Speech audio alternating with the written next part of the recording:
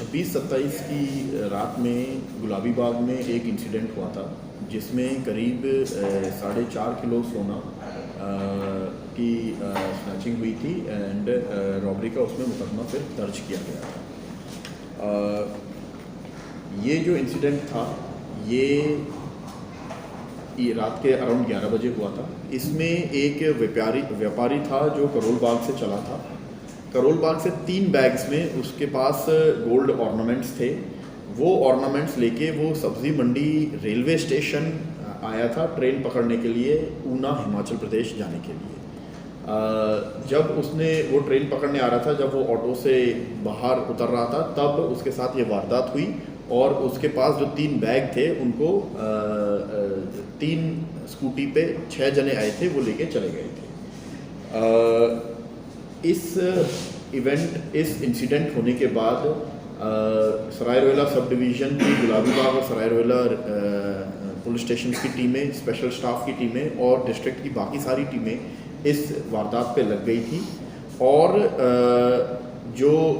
हम technical surveillance और CCTVs और ये सब देखना चालू किया था।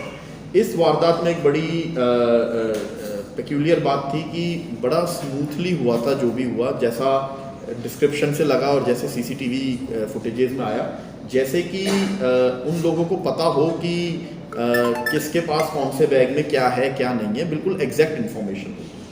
इन सब चीज़ों पे काम करते हुए जब पुलिस आगे बढ़ी तो बहुत ज़्यादा शक गया कि ये कोई एक इनसाइडर जॉब भी हो सकता है, क्योंकि इस तरीके के स्मूथली करना इंफॉर्मेशन के बिना नहीं किया जा सकता।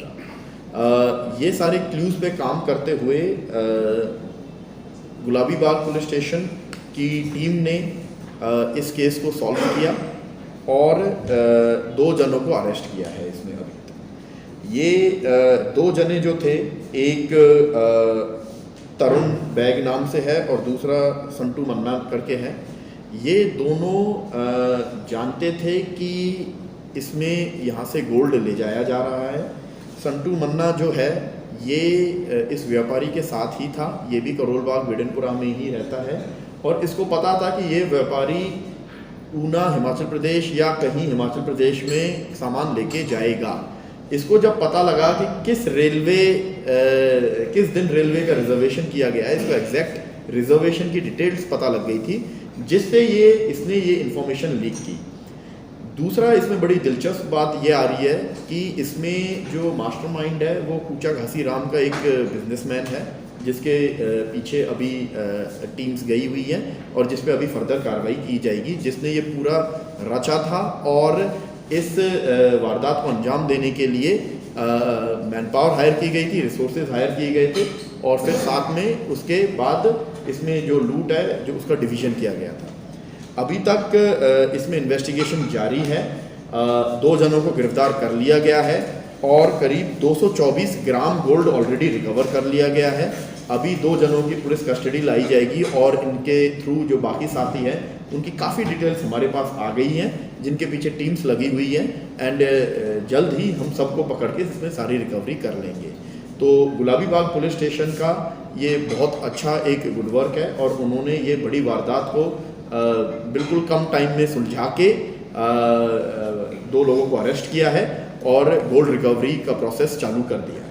सर, इसमें आपने बताया कि बिजनेसमैन जो मास्टरमाइंड है वो बिजनेसमैन क्यों इन्वॉल्व हुआ? क्या उसकी कोई राइवलरी थी, कोई दुश्मनी थी, बदला लेना चाहता, वजह क्या है सर उसके इन्वॉल्व? नहीं, राइवलरी नहीं थी, उसको जस्ट एक इन्फॉर्मेशन आ गई थी कि इस तरीके से ये ऑटो रिक्शा से ले जाते हैं और बड़े कोई बहुत ज़्यादा सोना होता है और बहुत कोई सिक्योरिटी का ध्यान रखते नहीं है वो, तो उसको ये इजी टारगेट लगे, तो जिसकी वजह से उसने ये सोचा कि बड़े आसानी से इनके साथ वारदात की जा सकती है। ये कूचा घासी राम वाला जिसको आप बता रहे हैं, अभी एट प्रेजेंट उसकी क्या सिचुएशन है, इनकी प्रोफाइल क्या है जो दोनों लोग पकड़े गए हैं? क्या ऐसे ही केसेस में पहले भी इन्वॉल्व रहे हैं ये?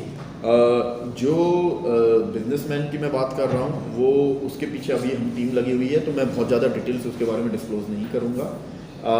जो 2 लोग पकड़े गए हैं ये दोनों करोल बाग बिडनपुरा में कारीगरी का काम करते हैं और मुखबरी का काम करते हैं, तो इनको पकड़ा गया है और अभी तक इनको पहले कभी नहीं पकड़ा गया, तो इनको अभी पकड़ा गया है और जिससे ये केस सॉल्व हुआ है।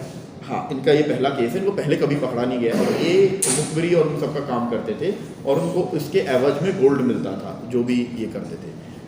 इसके साथ ही साथ जिन लोगों ने ये काम किया है, जिन लोगों ने ये वारदात को अंजाम दिया है, उनको भी आइडेंटिफाई कर लिया गया है। मैं अभी डिटेल्स नहीं बताना चाहूँगा, बट आइडेंटिफाई कर लिया गया है और उनके पीछे टीम्स लगी हुई हैं। जल्दी हम उनको हिरासत में ले लेंगे। यस, क्योंकि इन्होंने एग्जैक्टली उस टाइम का वेट किया जिस टाइम पे ये ऑटो से उतर के पैसे दे रहे थे ऑटो वालों को। तो इन्होंने जो हमें टेक्निकल चीज़ों से पता लगा, इन्होंने इस व्यापारी और इसका जो साथी था उसका वेट किया है और वो जब आ गए हैं तब उनका पीछा किया है।